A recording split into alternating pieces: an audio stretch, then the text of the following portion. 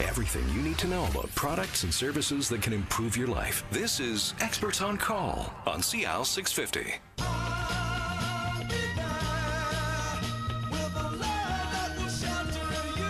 And we're back. This is Experts on Call featuring Intact Insurance. You're listening to CIL 650. I'm Joanne Sutton. Thanks for joining us today. Here in the studio, along with myself, is Andrew Tablotny of Laguerre Pelling Insurance in Richmond and broker Sanjeev Katoch, our life insurance specialist. So far, we've covered some of the basics about life insurance and establishing that we definitely have choices when trying to choose a product or find a product that's best for us.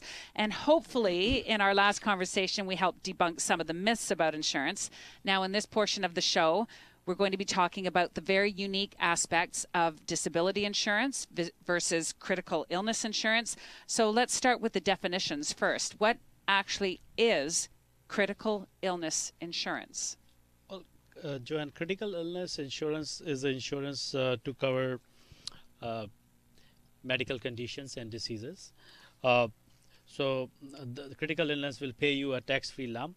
So after this coverage is in place, typically most of the companies in the market would cover you for 25 to 28 different major illnesses and conditions. So yeah, if you see, Joanne, 30 years ago, we would buy a lot of life insurance because we were more concerned about dying than possibility of surviving a serious illness. Due to the advances in medicine, 80% of people survive such critical illness like cancer, heart attack, stroke, Alzheimer's disease now. So it's very important thing to consider. Oh yes, because we're living longer now than we did 50 years ago. Yeah. So it'll cover you for a certain premium. It'll cover you for from 25 to 28 different illnesses, and for the period of time you are covered for. The option is for 10 years, 20 years, and even more. Depending on your age. Depending on your age. Yeah. Correct. And your medical conditions. Yeah, and the problem is that as Sanju says, I was one of those. I mean, I bought a ton of life insurance way back when, but I wised up and I actually bought some. Being in the business, I was when critical illness first came out. I bought something, and my policy now is gold from what I see in the premiums. But the point is, people don't think about surviving after the fact. Prior, all we thought about was, well, I want to make sure my wife's looked after and she's got lots of money. But if you get sick, the life insurance doesn't pay you anything. You've got to now. If you've survived a cancer or a stroke, and now if you had a stroke and you're partially paralyzed, you can't necessarily work, which is what we're going to talk about disability next, but which is another form of payment. But the critical illness gives you a lump sum payment to cover the expenses that might be occur afterwards. Like for instance, maybe you need your car changed so that it's wheelchair accessible. Well, where does that money come from if you don't have that? So this is about, it's a type of program, critical illness insurance is about being proactive. So if we've chosen to ignore the possibility of getting cancer or whatever, it's something we want in place now before we move on to sort of the next phase of our life. Yeah, unfortunately, 40% of women and 45% of men will be diagnosed with cancer at some point in their life. 62% of those will survive for 5 or more years. The question is, what will your quality of life be at that point in time? It's medicine can do a lot of things, and you may survive, but in what state will you be in? Sure, there could be other complications, and those stats you said are just for cancer. Yeah, so as Sanjeev says, it covers anywhere from 25 to 29 different kinds of items. So the big concern these days is we've been talking about is Alzheimer's. If you get Alzheimer's, you're looking at potentially living 5-10 years in a rather dismal state. And that's and requiring a certain level of care. Right, and that's so. Do you want that care to be given only by your family, or do you want to have the ability to pay for that and keep so your family doesn't feel guilty about the quality of care and you're able to survive? They're looked after. So this is interesting. So critical illness, it'll pay you a lump sum payment should the unforeseen happen. What can you spend that on? Is that specifically towards your care, or how does that work? Not necessarily. You can use it the way you want it. You can use it to get best treatment for yourself. unfortunately, if that's a terminal illness and you feel like going out and enjoy your rest of the life, you can spend that money to go to Europe or to You can go on a cruise. to go on a cruise where you like.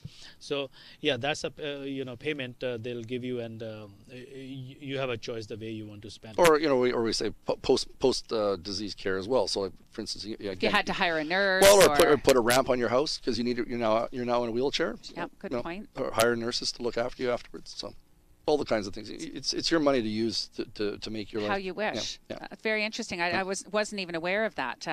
Obviously, it provides some peace of mind and just allows you to recover without a lot of stress, right? So you've covered off the cancer diagnosis or the bad health diagnosis. Is it too late to get coverage? If I've just got my diagnosis today for a life-threatening disease, can I still go out and get a critical illness package?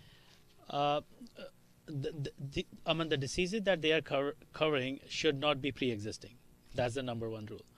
So that's why it's advisable to have this in place when you're fit and you're not yet diagnosed with any of these things. This is important to know. That's kind of Joanne. It's kind of like saying, "My house is on fire. Can I buy some insurance?" Right. Or a better example is when there's a forest fire and people phone up and say, "Oh, can I buy some insurance on my cabin now because there's a fire nearby?" Well, the insurance companies aren't dummies, so they're prepared to cover you and pay it, but you've got to do the underwriting and have the coverage in place. Well, thank you for painting us that picture. So what about someone that may be considered hard to insure? Do they still have options? Say they haven't received a critical illness diagnosis, but they could fall into that category of a hard to insure person. How does that work? Well, hard to insure, we have markets for that, and if they are hard to insure in regular market, we can always find some, we have access to those market, and it's not that hard to insure person is totally uninsurable. There are options around, so we can always look around. You just pay more. So it's no difference than a house insurance. If you've got an old beat up house that it's falling down, you can get insurance, but you're going to pay a lot of premiums and get less coverage. Same thing would apply for life and disability and critical illness. Good. Is there anything else that we need to know that could be covered by a critical illness policy? Yeah, even when if you have something like early prostate cancer or breast cancer, early diagnosis of these are typically not shown on the critical illness coverage, but when you in the early stage, you can get some cash advances for that. You can, and your policy is still in place for other illnesses, but you can get some cash advances to cure this early stage cancers, and there are cash advances available for long-term care as well. And apart from that, while you're sick, these policies, critical illness policies, will provide you a worldwide access to the panel of doctors.